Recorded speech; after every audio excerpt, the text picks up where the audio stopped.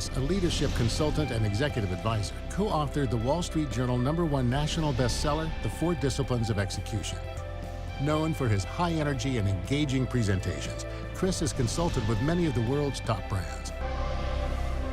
Think of your own careers. Think of the moment where you were most frustrated, and I promise you, it was around this dynamic. This is the thing that gets everybody. But here's what we don't see. We don't see a lot of leaders saying, I wish I was better at that. What you're more likely to hear is, I wish I didn't have Mark, Larry, and Sue on my team.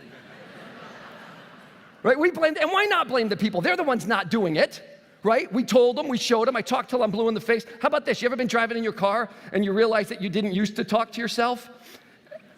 And it comes out like, oh, can we just do that one thing, right? You told me you would. We tend to blame the people. It's a natural place to go because what we're talking about is so logical and a lot of times they agree. And that's where this conversation would end, and that's where it would have ended for us, except there was a guy by the name of Edwards Deming. You know that name? Father of the quality movement. Not such a big hit in Detroit, but they loved him in Tokyo. Right? Deming said, and this is a piercing leadership insight. Deming said, anytime the majority of people behave a particular way, the majority of the time, the problem's not the people. The problem is in the system, and the leader has to own this. You realize what an uncomfortable insight I've just given you. I can't tell you how many times I've caught myself blaming the people. I mean, a person can be a problem, but if it's the people, you gotta own that. All right, so what have we said so far? Execution is harder than strategy. The kind of execution that's really hard is the kind that requires a change in human behavior, and we don't get to blame the people.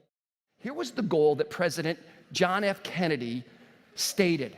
We're gonna put a man on the moon by the end of the decade and return him safely home. X is the Earth, that's the starting line. Y is the moon and back.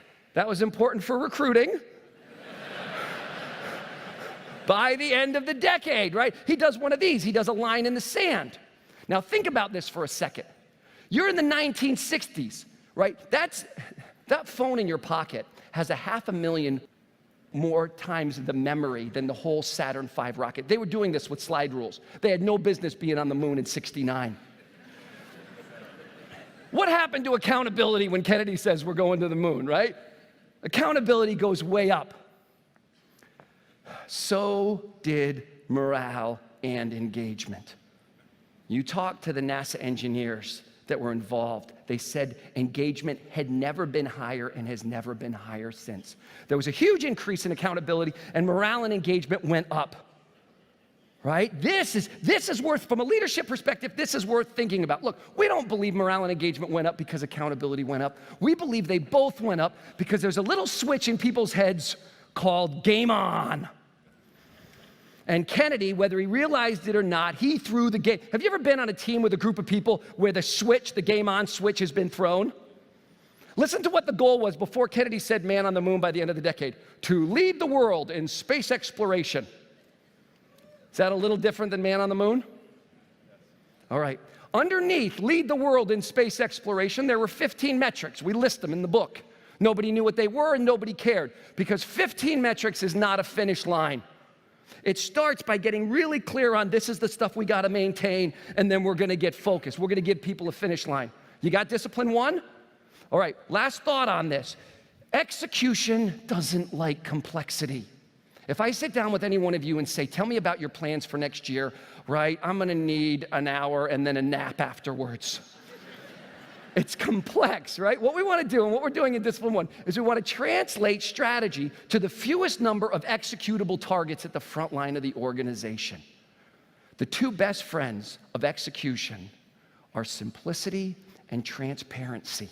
The #1 driver of morale and engagement is whether a person feels they are winning. This is big.